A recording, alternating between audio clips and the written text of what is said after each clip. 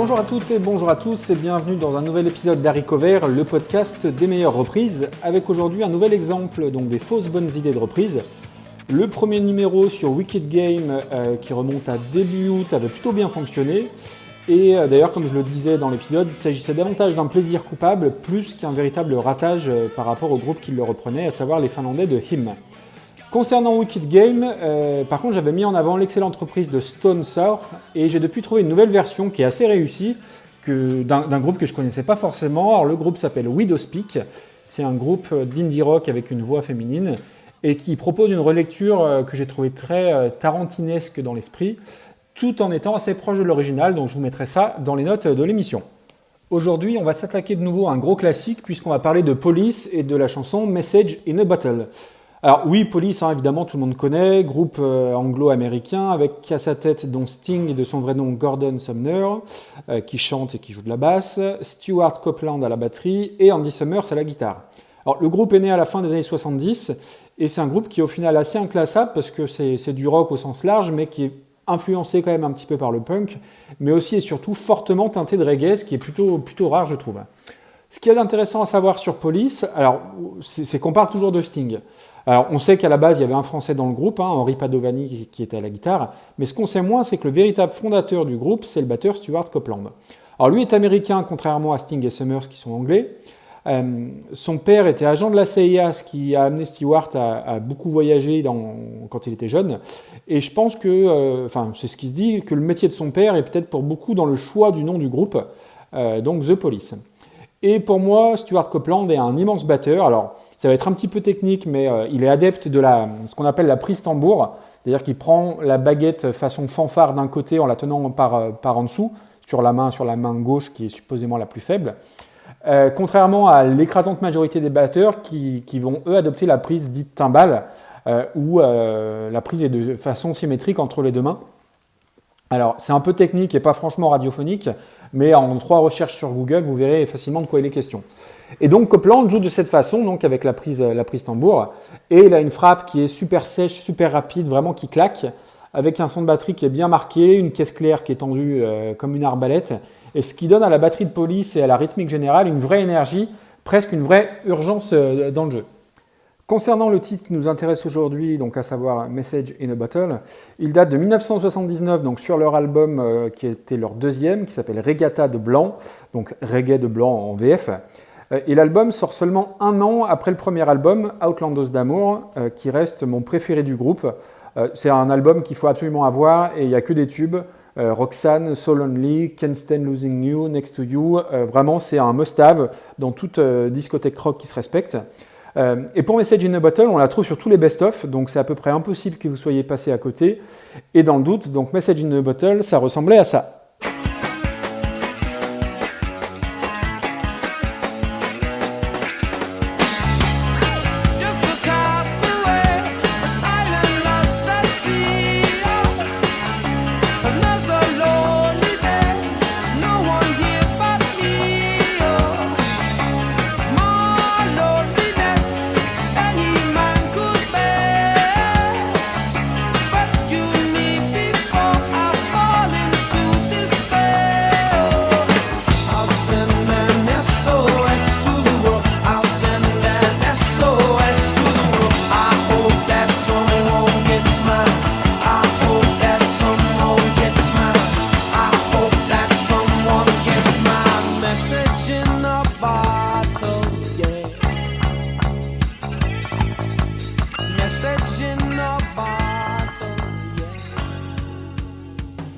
Voilà, c'était un court extrait de Message in a Bottle, super chanson entre la basse qui rebondit, la batterie qui claque, vraiment c'est une chanson que j'aime vraiment beaucoup.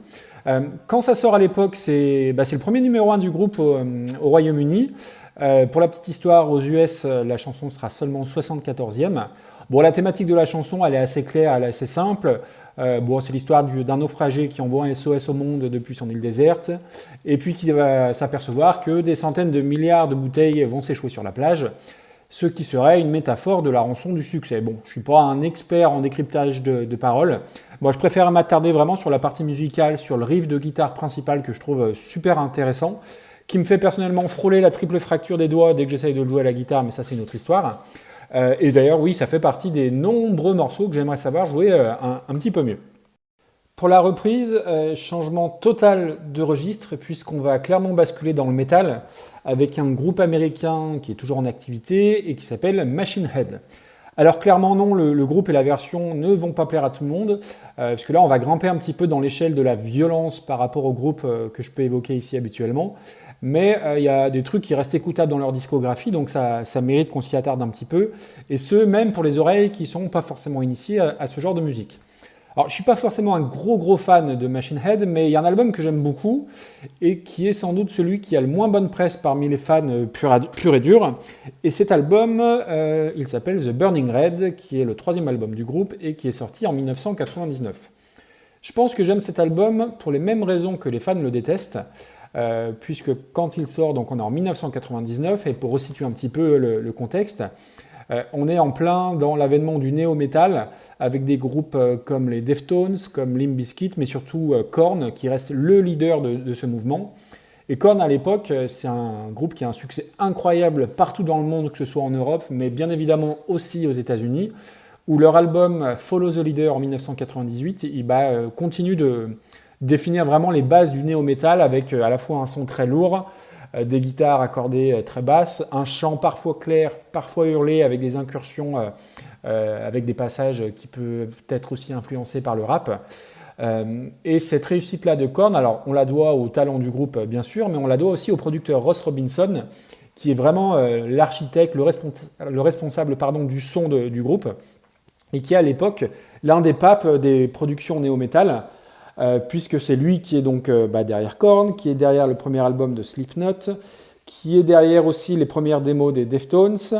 Il a produit également l'album Roots de Sepultura, il a produit Limp Bizkit, et il a même produit, alors rien à voir, mais l'album éponyme des Cure en 2004. Donc pour en revenir à Machine Head, jusque-là leur succès il est bien plus modeste que Korn, particulièrement aux États-Unis où ils peinent un petit peu à décoller. Alors, leurs 2 premiers albums, que sont donc Burn My Eyes et The Morphing Changes, sont hautement recommandables, mais là, pour le coup, c'est clairement du trash, donc rien à voir avec ce qu'on va évoquer.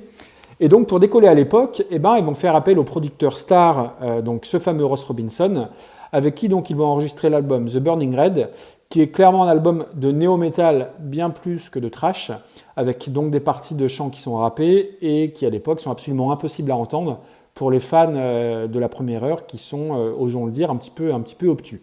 Alors moi, c'est un album que j'ai beaucoup écouté et que je continue d'écouter, notamment pour courir, parce qu'il y a vraiment une énergie, une puissance dingue tout au long de l'album. Il y a des titres qui sont imparables, donc il y a From This Day, il y a The Blood, The Sweat, The Tears, ou la chanson titre même The Burning Red, qui a une ambiance complètement différente, très planante, mais que je vous conseille bien évidemment, et je vous mettrai les titres dans les notes de l'émission. Et donc celle que je vous conseille un petit peu moins, on y arrive, c'est donc leur réinterprétation de Message in a Bottle. Alors il me semble pourtant avoir lu quelque part que Sting avait plutôt bien aimé leur version.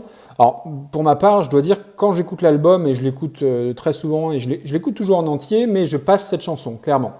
Alors ça part plutôt pas trop mal, avec un rythme bien plus lent que l'original, mais on sent bien que quand ça va partir, ça risque de s'exciter, de faire un peu mal, et pour le coup, oui, ça fait mal et pas forcément dans le bon sens. Je trouve que ça a tendance à être un petit peu caricatural, à savoir le début qui commence tout doux, le pré-refrain qui commence un petit peu à s'énerver, et puis ça se recalme pour mieux exploser derrière.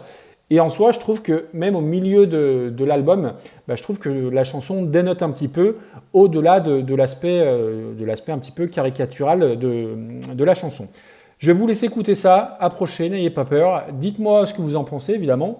D'ici là, merci encore pour vos retours divers et variés, vos commentaires. Alors j'ai besoin de votre relais, de vos avis, de vos étoiles iTunes, de vos retweets et autres signaux de fumée.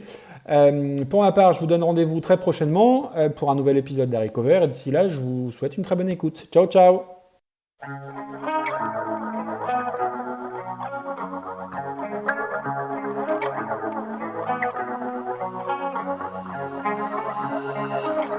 Just a castaway, an island lost at sea.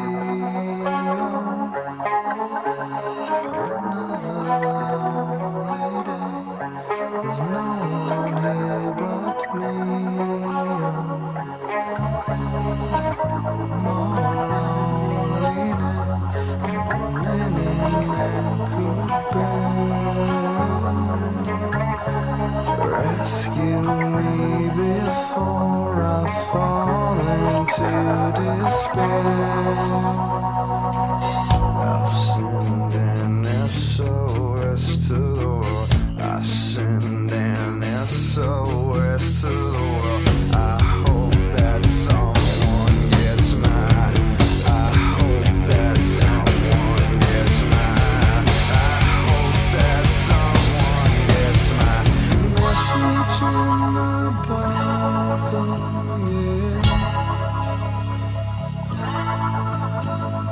Message in the bottle, yeah.